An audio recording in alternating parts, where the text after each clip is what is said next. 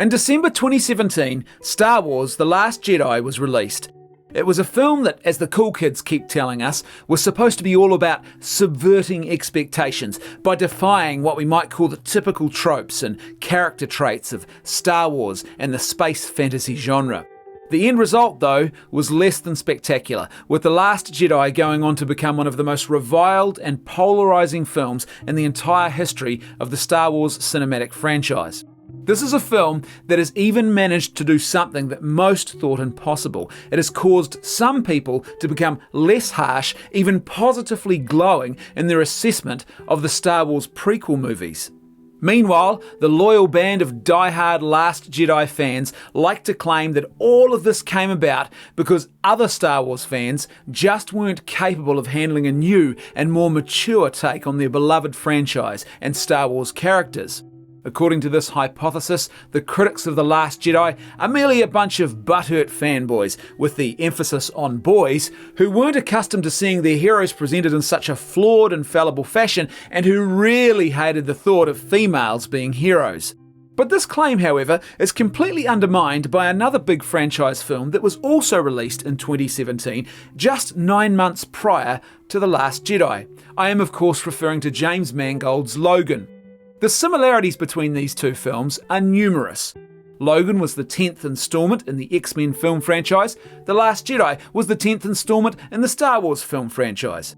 Both franchises have a decades-old fan base, and they appeal to a predominantly male audience.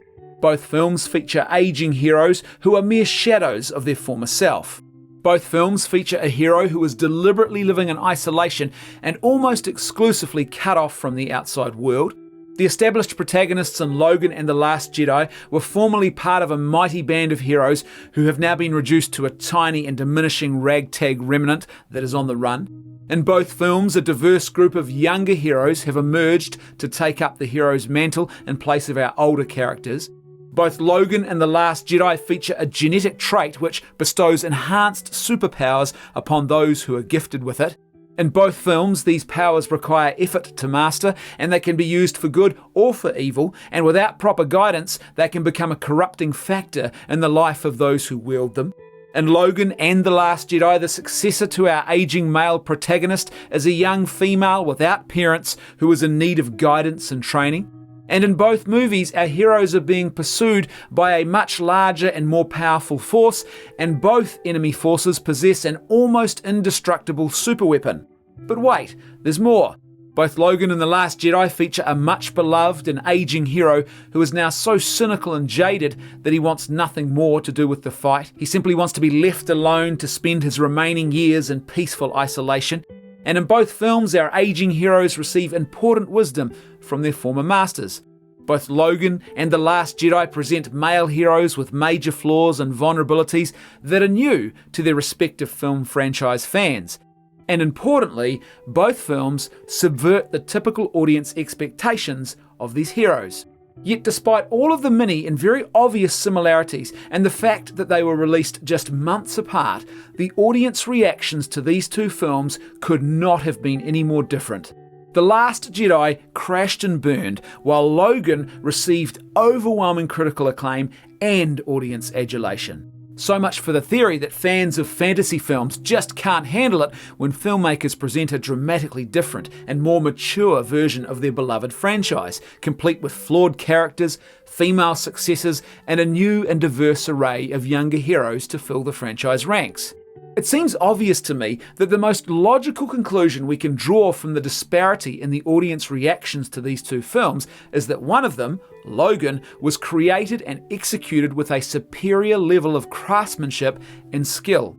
When you consider the fact that both the X-Men and Star Wars franchises are going to have very similar fan-base demographics, with many of the exact same people present in both fan bases, the quality of the filmmaking really does seem to be the fundamental issue here that led to such wildly different reactions to these two films. For me, there really is no contest between these two movies. With Logan, James Mangold proved that it is possible to take an existing and much-loved franchise and then introduce a new level of creative originality and ingenuity without alienating your fan base. In fact, he proved that if you are committed to excellence in filmmaking, you can do this and make what is arguably the best film in the entire filmography of the franchise you are working with. I think Logan is on a par with Christopher Nolan's The Dark Knight, and as such, it reaches heights that very few movies in this genre have ever managed to scale. This is a film about a mutant human who has long metal claws that unsheath from his knuckles, yet this same film also offers a profoundly beautiful and poignant story about family, aging, heroic virtue, the problem of evil in the world, and self-giving love. And as if that wasn't enough, Logan is also a clever genre-bending movie which is really a western garbed in the cloak of a fantasy superhero movie. The inclusion of that scene and the quotation from the highly acclaimed 1953 western Shane is no accident, and there are many obvious parallels between the stories of these two films. On a totally unrelated but interesting side note, the lead role in the movie Shane was played by none other than Alan Ladd. Alan Ladd is the father of Alan Ladd Jr., the studio executive who fought tooth and nail to ensure that George Lucas's Star Wars A New Hope was completed and released when the board of directors at 20th Century Fox wanted to shut down production after it encountered major problems. But I digress. If you haven't already done it, here's an interesting experiment to try at home.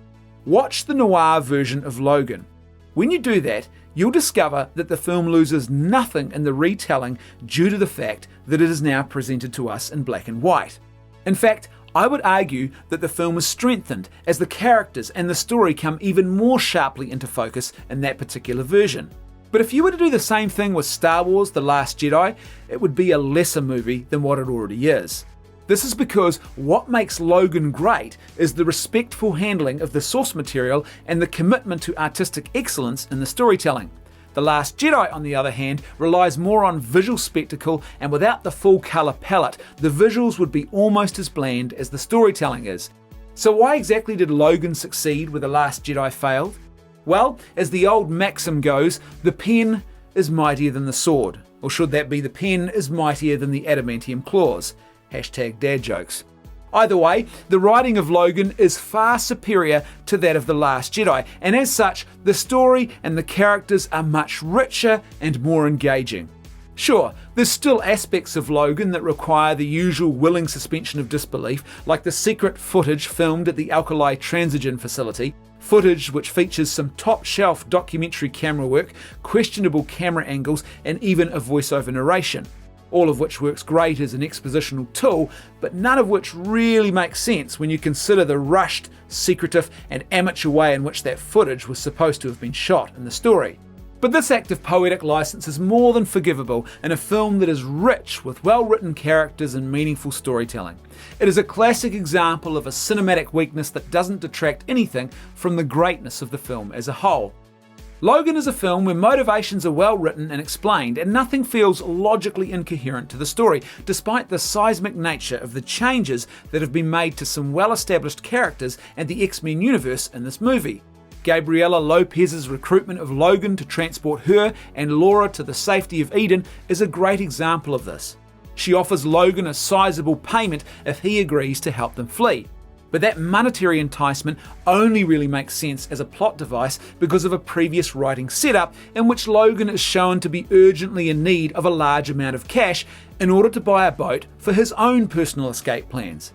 If she had made that same offer without the previous writing setup and Logan had agreed to take the money, he would have looked like a heartless, money-hungry mercenary. Such a development in the story would have been totally inconsistent when you consider that this is the very same character currently working hard to raise money to provide full-time care for an elderly man suffering from dementia. And alternately, if Logan had simply decided to help Laura without the enticement of that financial reward, this would have been a stark inconsistency for a character who had already been well established in the story as wanting to have nothing to do with Laura or the Alkali Transigen incident or anything really. Logan is motivated to assist Gabriela and Laura out of a sheer desperation that has been well established by the screenwriters, as opposed to some random moment of deus ex machina or something that feels like a contradiction in his character or the story in which he is featured. This little moment in the plot offers us a robust storytelling logic, and despite its simplicity, it still reveals a greater dedication to the craft of cinematic storytelling excellence than a lot of the things that happened in The Last Jedi did. Another stark difference between the two films, and where Logan excels and The Last Jedi fails, is the use of humour.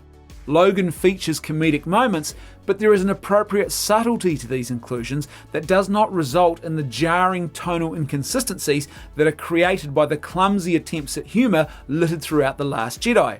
Then of course there's the politics. The Last Jedi is about as subtle as a brick to the side of the head with its ideological preaching. But what Logan does is offer a far more mature and nuanced approach in this regard. Just like The Last Jedi, Logan is a film that features an ethnically diverse cast of characters, and the successor to our older male protagonist is also a young female. But unlike The Last Jedi, these characters have been meaningfully written with care, and as such they feel like real people with real struggles that we can all relate to regardless of our own age, ethnicity or gender. These are not ham-fisted, one-dimensional political caricatures who are there to serve as mere tools for ideological propaganda purposes. One of my favourite scenes in Logan are the moments leading up to the death of Charles Xavier. The dialogue that Xavier delivers in that scene, where he expresses his deep sorrow about hurting people in the Westchester incident, is a moment of meaningful depth and poignancy that brings me to tears every time I watch it. And to me, this sums up the profound difference between Logan and The Last Jedi, and why the former succeeded and the latter failed. Logan represents a commitment to the artistry of cinematic storytelling, and it has been made with a loving care for the characters and the universe in which they exist. This isn't merely formulaic screenwriting or self-important grandstanding tarted up in grandiose claims about it being a subversive artwork. And sure, Logan isn't perfect, it still has its weaknesses, but at the end of the day it represents a commitment to mythology that speaks to a grander and more important truth about the human experience.